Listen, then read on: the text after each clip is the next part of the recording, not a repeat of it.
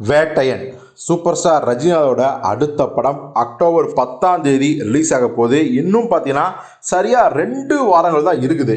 இப்போ இந்த படத்தோட கலை இயக்குனர் கதிர் அவர்கள் பார்த்தீங்கன்னா மிக முக்கியமான ஒரு தகவலை வெளியிட்டிருக்காரு இந்த வேட்டையன் படத்தை பற்றி.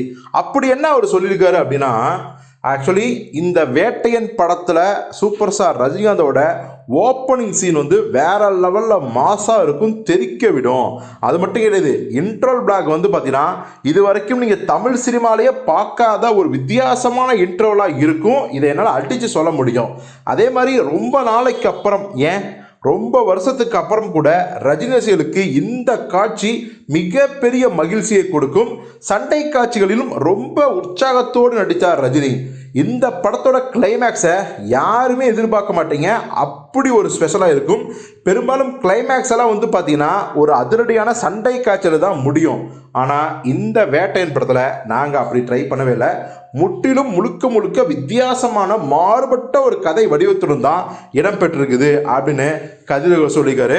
ஸோ ஒரு படம் அப்படின்னாவே பார்த்தீங்கன்னா அந்த படத்தோட கதை திரைக்கதை நேர்த்தியாக இருந்தாலும் சில படங்கள் பார்த்தீங்கன்னா அங்கங்கே சில நல்ல விஷயங்களை வச்சாவே எஸ்கேப் ஆகிடும். அதாவது ஒரு ஓப்பனிங் சீனு, அப்புறம் இன்ட்ரோலு, கிளைமேக்ஸ், ஒரு ஓவராலாக ஒரு 4 இடத்துல கிளாப்ஸ் வாங்கினாவே அந்த படம் ஹிட் ஆயிடும்.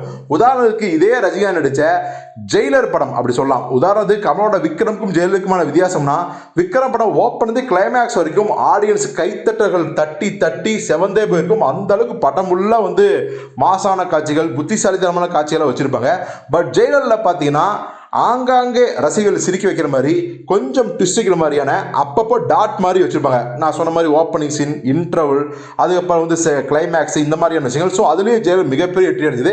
கிட்டத்தட்ட அந்த பேட்டர்னில் தான் வேட்டையனும் இருக்கும் அப்படின்னு கதிரவர்கள் சொல்லாமல் சொல்லியிருக்காரு.